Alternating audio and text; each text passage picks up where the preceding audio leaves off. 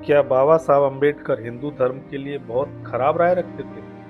आजकल अम्बेडकर के नाम पर राजनीति करने वालों की बातें सुनेंगे तो कुछ ऐसा ही लगेगा, लेकिन सच इसके बिल्कुल उलट है। हम आपको कुछ ऐसे तथ्य बताते हैं जिनको जानने के बाद अम्बेडकर के बारे में आपकी राय बदल जाएगी। क्या आप जानते हैं कि अम्बेडकर ने उपनिषदों को लोकतंत्र का आधार माना है?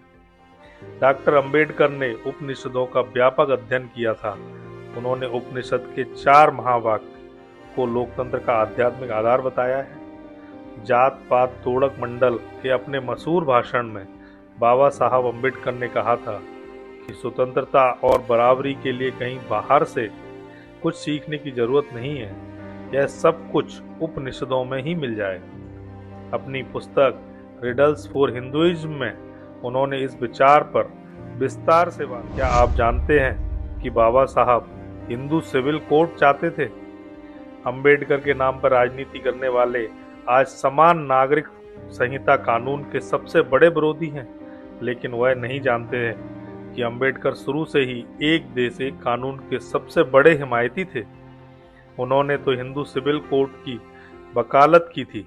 11 जनवरी 1950 को अपने भाषण में डॉक्टर अंबेडकर ने कहा था कि हिंदू नागरिक बिल एक प्रगतिशील व्यवस्था है। यह बिल पूरी तरह हिंदू धार्मिक ग्रंथों पर आधारित था। क्या आप जानते हैं कि अंबेडकर चाहते थे संस्कृत राष्ट्रभाषा बने?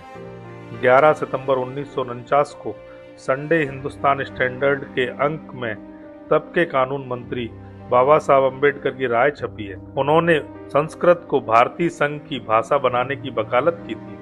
All India schedule caste federation की बैठक में भी उन्होंने खुलकर अपनी राय जताई थी।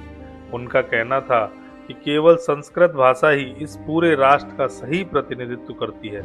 क्या आप जानते हैं कि अंबेडकर सिंधु जल समझौते के विरोध में थे?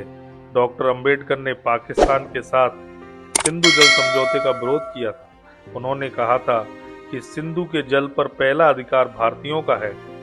ब्रिटिश अर्थशास्त्री हैरी हडसन ने अपनी किताब द ग्रेट डिवाइड 1969 में लिखा है, अंबेडकर इस समझौते में सबसे बड़ी रुकावट थे।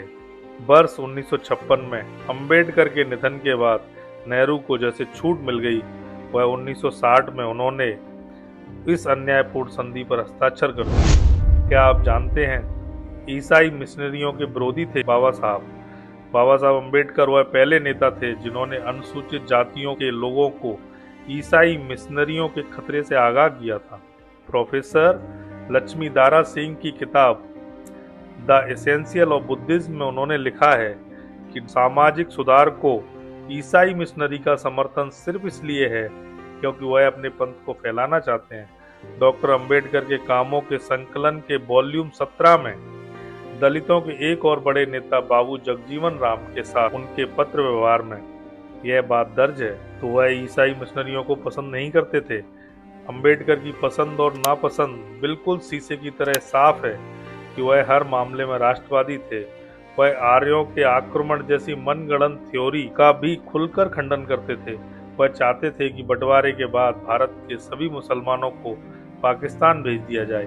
यही कारण है कि कांग्रेसियों और वामपंथियों ने अंबेडकर को कभी पसंद नहीं किया। उस दौर के सामंती और अभिजात्यवादी कांग्रेसी और वामपंथी नेताओं को अंबेडकर के विचार कभी पसंद नहीं आए। उनके साथ टकराव का परिणाम हुआ कि बाबा साहब अंबेडकर के मन में हिंदू धर्म के लिए कड़वाहट पैदा हो गई, लेकिन इसका मतलब यह नहीं कि अंबेडकर हिंदू धर्म के विरोधी थे। तो ये तथ्य जो मैंने आपके सामने रखे हैं, इनको आप देखें और समझें कि बाबा साहब अंबेडकर की क्या छवि हिंदुस्तान की राजनीति हमारे सामने प्रस्तुत कर रही है, जो कि बिल्कुल सच नहीं है। Thank you.